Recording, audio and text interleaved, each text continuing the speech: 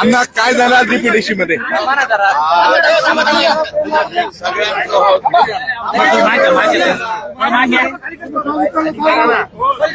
आज डीपीडीसी मध्ये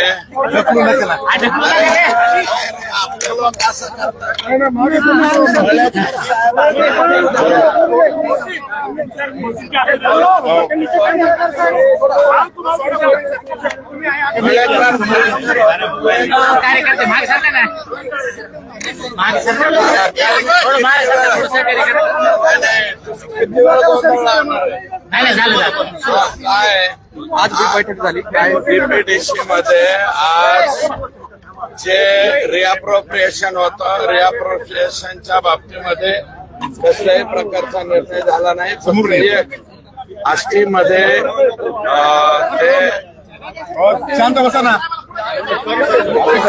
मध्ये जनावरांच्या बाबतीमध्ये झेरॉक्स मशीन आणि पोट तपासायचा मशीन याला 50 लाख रुपये द्यायचा निर्णय झाला.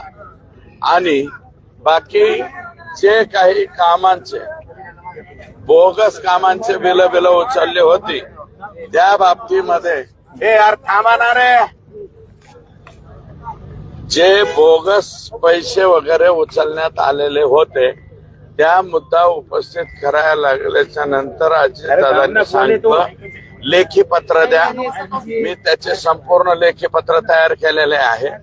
परंतु या जिल्ह्यामध्ये आत्ताशी 73 कोटी रुपये बोगस उचलल्याचं मी रात्री जाहीर केलंय. परत ते सांगत नाही. मी आतापर्यंत त्याची जाहीर म्हणजे लेखी तक्रार केली नव्हती. आता मात्र मी त्याची लेखी तक्रार अजित दादा राज्याचे मुख्यमंत्री, राज्याचे सार्वजनिक बांधकाम मंत्री, राज्याचे प्लॅनिंग म्हणजे प्लॅनिंगच दादाकडे आहे, त्याच्यामुळे त्यांच्याकडे. आणि याच्यावरती आता हे सोपं नाहीये ना. 73 कोटी रुपये स्वतंत्र चौकशी समिती नेमली जाईल आणि ती चौकशी समिती क्विक त्यातले तर एक राज्याच्या समितीने ऑलरेडी सांगितलेलं आहे 5 कोटी डबल तुम्ही उचललेत म्हणून.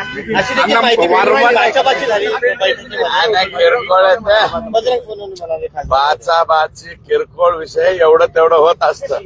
ते विषय मला वाटतं मीडियाच्या समोर येऊ नयेत. एवढे मीडियावरती एवढे येतील एवढं झालेलं नाही का?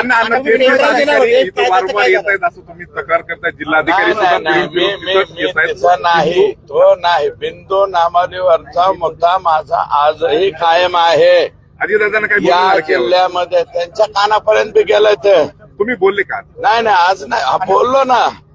तो मुद्दा आजही बोललेलो आहे. बिंदू नामावलीमध्ये जे अतिरिक्त लोक झालेले आहेत आणि जे लोक करुणा मुंडेंच्या गाडीमध्ये पिस्तूल ठेवतात, साड्या घालतात, काही एक पट्ट्याचे 15 JCB 100 टायरच्या तसल्या गाड्या.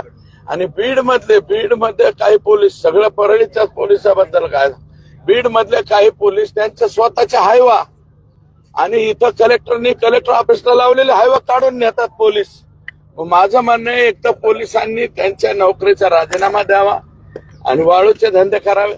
आणि परळी मधले जे काही पोलीस दल जे चुकीचं वागलेलं आहे त्यांनी पोलीस पदाचा राजीनामा द्यावा, गुंडांच्या टोळ्या काढाव्यात किंवा अजून झंटा भांटा काय करायचं ते करावं. असताना काही वैद्यकीय सुविधा घेतल्या त्याच्यावर समिती नेमली, अजितदादांचे काही कानावर घेतला? हे बघा, हे प्रत्येक विषय हे डीपीडीसीचे विषय नाही, तो डीपीसीचे जे डीपीसीचे विषय तेवढे पेनड्राईव्ह देणार आहेत, माझ्याकडे पुरावे आहेत. आणि मी सगळ्या मीडियाला कालच दिलं ना पेनड्राईव्ह. अजितदादांना दिलं का तुम्ही? अजितदादांच्या पीएला दिलं ना, डिस्प्ले ना. आज डिस्प्लेच होते ना बरोबर. त्यांना कालच पाठवले ते. आज दिलंय का? कालच रात्री पाठवलं. असं करते की अजितदादा तुम्हाला म्हणाले की लेखी तक्रार द्या पेनड्राईव्ह. हो बरोबर आहे ना. लेखी नुसता पेनड्राईव्ह देऊन होणार आहे का? याची लेखी तक्रार होईल साहेब. याच्यावरती राज्याचा सेक्रेटरी किंवा उपसचिव दर्जाचा एखादा अधिकारी नेमला जाईल. तो नेमल्याच्या नंतर ते जाऊन पाहते. द्विरुक्ती एका कामाच्या बाबतीत परळी पर्दापूर पूस याच्यावरची द्विरुक्ती अगोदरच सरकारने मान्य केलेले की 5 कोटी डबल उचललेले. आणि आता राहिले की 73 मधले 5 गेले म्हणजे 78 कोटी रुपये जे बोगस उचललेले ते काही डीपीडीसीचे उचललेत आणि काही राज्याच्या ह्याचे उचललेत. आणि मला वाटतं मी कालपासून स्टेटमेंट केल्यापासून गोविंदजी जवळजवळ 500 लोक माझ्या कानावर आले, 500 लोक कोमामध्ये गेलेले आहेत. 2 गट पाहायला मिळाले बैठकीमध्ये. एका गटामध्ये नाही हो, गट नाही, किरकोळ एकामेकाला बोललं किरकोळ म्हणजे काय लगेच वाद तुम्ही काय भांडणं लावतात काय? धनंजय मुंडे म्हणले का भांडणं झाले? बोलणं झालं का? धनंजय मुंडे म्हणले का भांडणं झाले? नाही. मग आम्ही म्हणणार नाही भांडणं नाही झाले. एकामेकाबद्दल बोलावंच लागतं तेवढं एवढं. काय बोलले काय बोलले ते तिकडं तुम्ही अधिकाऱ्यांना वगैरे विचारा कोणाचं काय झालं ते. नंतर त्याच्यावरती हे करा. काय फारसं विश्लेषण नाहीये, म्हणजे विशेष भांडण नाही. हे भांडण काय मुद्द्याचं भांडण नाहीये, हे मुद्द्याचं भांडण आहे.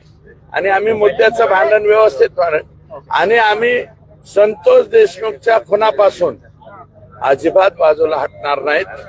संतोष देशमुख आमचा दह्या दुपारा मारलेला माणूस आहे, त्याच्या बाबतीत आम्ही नो कॉम्प्रोमाइज. आणि महादेव मुंडेच्या बाबतीत सुद्धा नो कॉम्प्रोमाइज. महादेव मुंडेचे मारेकरी सुद्धा सापडले पाहिजेत. हा, ओके. तुम्ही मनोज जरांगे पाटलाच्या उपोषणाला भेट देणार आहात? हो, जाणार आहे. आता उपोषण सोडव पाटलांनी म्हणून जाणार आहे. मी रात्री पण गेलतो, त्याच्या आदल्या रात्री बी गेलतो.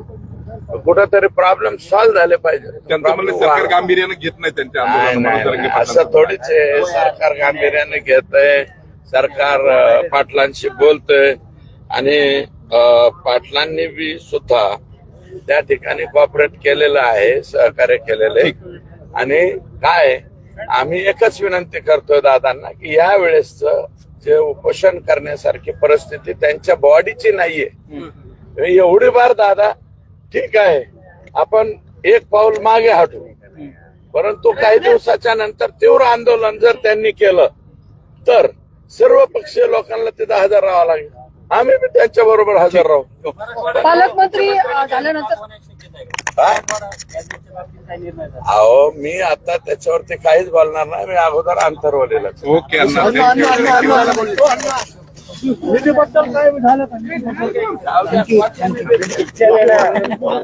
बंद